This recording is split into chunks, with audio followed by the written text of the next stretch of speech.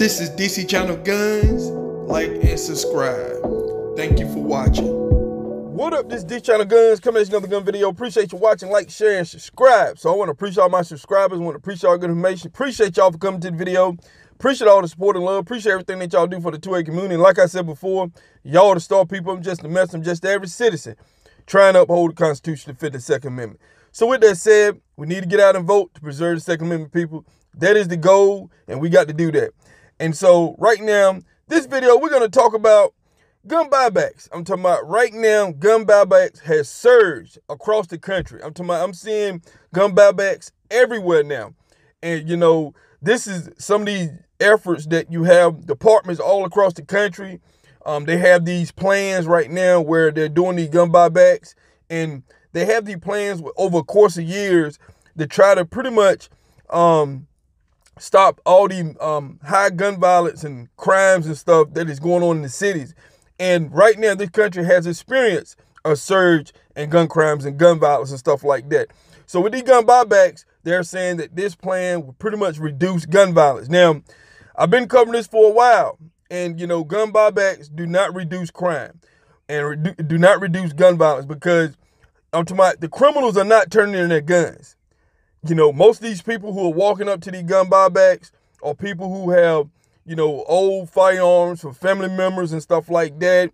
The grandparents or, you know, someone in the family just been sitting around and they just say, hey, you know, we're just going to get rid of it. A lot of these guns are old, a lot of old rifles and, you know, rusty guns. I'm talking about some of these guns don't even work. A lot of homemade guns, people. I'm talking about I have seen in the last month or so, a lot of homemade firearms that has been turned in, you know, people imitating making shotguns and stuff like that. And so, you know, these are the firearms that's been turned in. None of your brand new, shiny, you know, new firearms and nothing like that. Now, sometimes you might see some every now and then. But, you know, to me, this is a form of confiscation.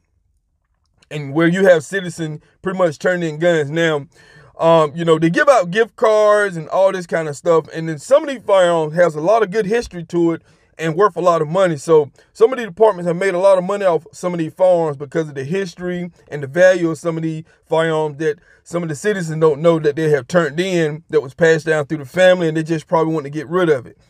Now, at the end of the day, you know, they said no question asked. You know, that's what they're saying. But on the flip side of that, you know, a lot of these firearms are being tested. They're sent to forensic labs and stuff. I have looked at the database, and a lot of people don't know this. Now, what they do with these firearms, a lot of them, they say, are destroyed. But then ones that they send some to forensic labs to be tested and to see, has it been used in a crime? And what they're doing, they're sending it to the forensic lab. This is what a lot of people don't know what's going on. They say no question asked, but they have been catching people and tracking down people from these firearms that was used in crimes. I'm talking about, you know, so I'm talking about right now, they send these firearms to forensic labs and stuff like that, and they run testing on these firearms with the shell cases and stuff, and they put them in the ATF database. See, a lot of people don't know this.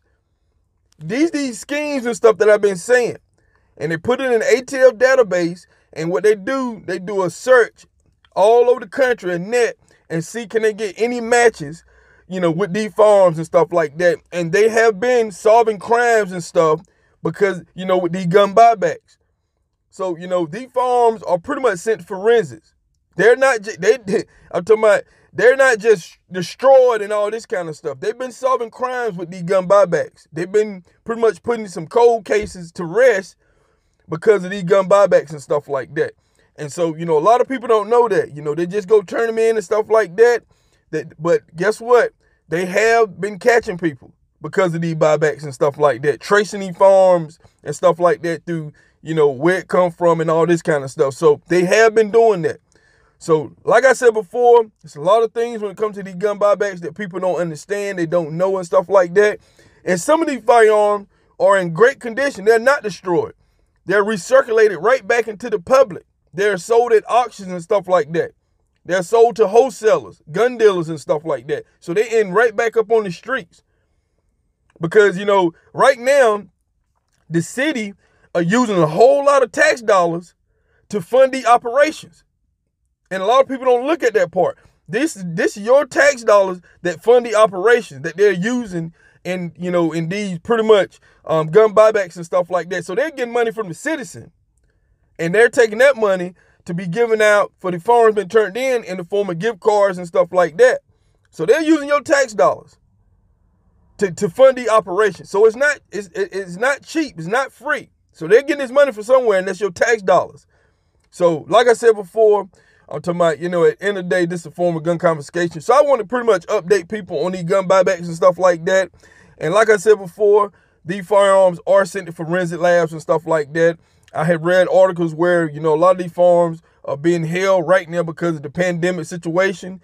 Things are backed up and everything, you know, in forensic labs and stuff like that because of the COVID situation and stuff like that. So, but they are testing these firearms and stuff to try to solve crimes and stuff like that, because they don't tell you this because they adding this as part of their plan to pretty much to stop gun violence and stuff in the major cities and stuff like that. So just want to kind of talk about that. This is D Channel Guns, and I'll catch you on the next one.